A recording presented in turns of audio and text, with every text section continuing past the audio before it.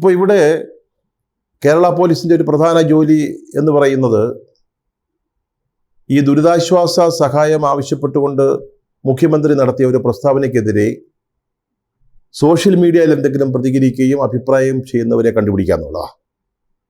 അവന്മാരുടെ പുറകെ കൂടിയിരിക്കുക കേരളത്തിലെ പോലീസ്. ഇവിടെ ഒരു വലിയ ദുരന്തത്തിൻ്റെ മുമ്പ് നിൽക്കുകയാണ് കേരളം മൊത്തത്തിൽ. അപ്പോഴാണ് നമ്മുടെ പോലീസ് മുഖ്യമന്ത്രിയെ ആക്ഷേപിക്കുന്ന രീതിയിൽ ഏതെങ്കിലും ഫേസ്ബുക്ക് പോസ്റ്റുകളോ അല്ലെങ്കിൽ പോസ്റ്റുകളോ മറ്റെന്തെങ്കിലുമോ സോഷ്യൽ മീഡിയയിൽ പോസ്റ്റ് ചെയ്തവരെ അന്വേഷിച്ച് അവർക്കെതിരെ കേസെടുത്തുകൊണ്ട് നടക്കുക. മാധ്യമപ്രവർത്തകർ അടക്കമുള്ളവർ ഉണ്ട്.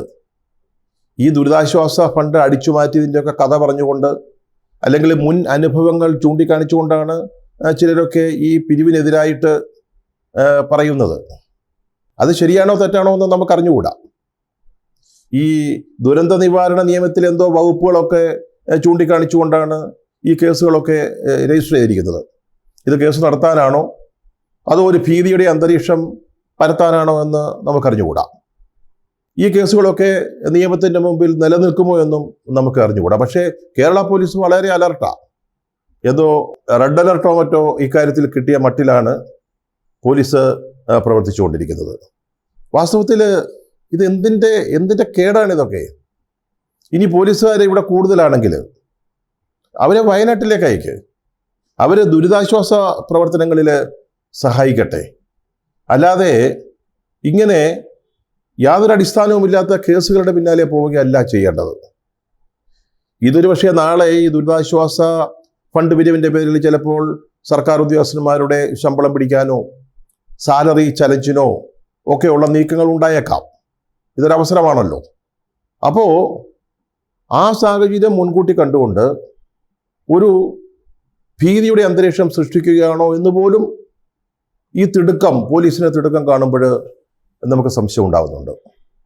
ഇപ്പോൾ ഇവിടെ മുഖ്യമന്ത്രി പിണറായി വിജയൻ 3-ാം ദിവസമാണ് വയനാട്ടിലെത്തിയത്.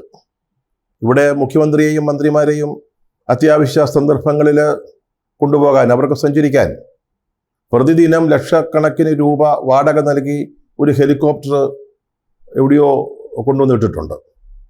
ഈ ദുരന്തം ഉണ്ടായപ്പോൾ നമ്മുടെ മന്ത്രിമാർക്ക് അവിടോട്ട് പോകാൻ ഈ ഹെലികോപ്റ്റർ ഒന്ന് അനങ്ങിയിട്ട് വേണ്ടേ, ഒന്ന് പൊങ്ങിയിട്ട് വേണ്ടേ? ഇനി മുഖ്യമന്ത്രി അവിടെ ചെന്ന് എന്തു ചെയ്യാനാണ് എന്ന് ചോദിക്കുന്നുണ്ട്. അത്തരം ആളുകളുണ്ട്. അവർ പറയുന്നത് അദ്ദേഹം സെക്രട്ടേറിയറ്റിലിരുന്ന് ദുരിതാശ്വാസ പ്രവർത്തനങ്ങൾ ഏകോപിപ്പിക്കുകയാണല്ലോ ചെയ്യേണ്ടത്. അതാണ് അദ്ദേഹം ചെയ്തത്. ആ തിരക്കൊഴിഞ്ഞപ്പോൾ അദ്ദേഹം വയനാട്ടിലെത്തി. അവിടെ ബന്ധപ്പെട്ടവരുടെ യോഗം വിളിച്ചു, അവലോകനങ്ങളൊക്കെ നടത്തി. പക്ഷേ അദ്ദേഹം കൊണ്ട് ഉണ്ടായപ്പോഴൊക്കെ എടുത്ത നിലപാടുകളാണ് മറ്റുള്ളവർ ചൂണ്ടിക്കാണിക്കുന്നത് പോകാതിരുന്നതിനെക്കുറിച്ച്. അവർ പറയുന്നത് ഈ സംഭവ സ്ഥലത്തേക്ക് മുഖ്യമന്ത്രി എത്തിയിരുന്നുവെങ്കിൽ ഈ രംഗത്ത് പ്രവർത്തിച്ചു കൊണ്ടിരുന്ന ആളുകൾക്ക് ഒരു കൂടുതൽ ഉന്മേഷവും ആവേശവും ഒക്കെ ഉണ്ടാകുമായിരുന്നു. ഉമ്മൻചാണ്ടിയായിരുന്നു മുഖ്യമന്ത്രിയെങ്കിൽ അദ്ദേഹം എങ്ങനെയാണ് ഈ സാഹചര്യത്തെ കൈകാര്യം ചെയ്യുമായിരുന്നു എന്നതൊക്കെ ഒരു താരതമ്യം പോലെ പറയുന്നവരുമുണ്ട്. ഇപ്പോൾ അതിലൊക്കെ ശ്രദ്ധിക്കുകയല്ല വേണ്ടത്. ഇപ്പോൾ ദുരിതാശ്വാസ പ്രവർത്തനങ്ങളിൽ ഒരു അലംഭാവവും വരാതെ മുന്നോട്ട് കൊണ്ടുപോവുകയാണ് വേണ്ടത്. അല്ലാതെ പത്രപ്രവർത്തകർ അടക്കമുള്ളവർക്കെതിരെ ഇതിൻ്റെ പേരിൽ കേസെടുക്കാനും ഒന്നും നമ്മുടെ സമയം കളയരുത്.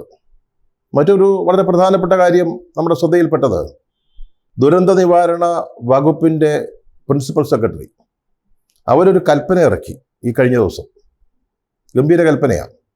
അതായത് ശാസ്ത്രജ്ഞന്മാരാരും അല്ലെങ്കിൽ ശാസ്ത്ര സാങ്കേതിക സ്ഥാപനങ്ങളിൽ പ്രവർത്തിക്കുന്നവരാരും മാധ്യമ പ്രവർത്തകരോട് സംസാരിക്കാൻ പാടില്ല. ഇത് സംബന്ധിച്ച വിശദാംശങ്ങളൊന്നും അവർ പറയാൻ പാടില്ല. ഈ അപകടം നടന്ന മേപ്പാടി പഞ്ചായത്ത് ഈ ശാസ്ത്രജ്ഞന്മാരോ അല്ലെങ്കിൽ അവർ പ്രവർത്തിക്കുന്ന സ്ഥാപനങ്ങളിൽ നിന്നുള്ളവരോ എന്തെങ്കിലും ഒരു പുതിയ പഠനം നടത്തുന്നതിന് വേണ്ടി പോകാൻ പാടില്ല. സർ, ഇത് ഏകാധിപത്യ പ്രവണതയുടെ ഒരു ലക്ഷണമാണ്, അല്ലെങ്കിൽ ഫാസിസ്റ്റ് ശൈലിയാണിതൊക്കെ. സത്യം പറയാൻ കെൽപ്പുള്ളവരെ, തയ്യാറുള്ളവരെ തടയുന്നത് ഫാസിസമാണ്. ഇത് ഒരു ജനാധിപത്യ സർക്കാരിനൊട്ടും ഭൂഷണമല്ല. ഇതൊരു വിവാദമായപ്പോൾ ഈ ഉത്തരവ് പിൻവലിക്കാൻ മുഖ്യമന്ത്രി നിർദ്ദേശിച്ചു എന്നാണ് മനസ്സിലാക്കുന്നത്.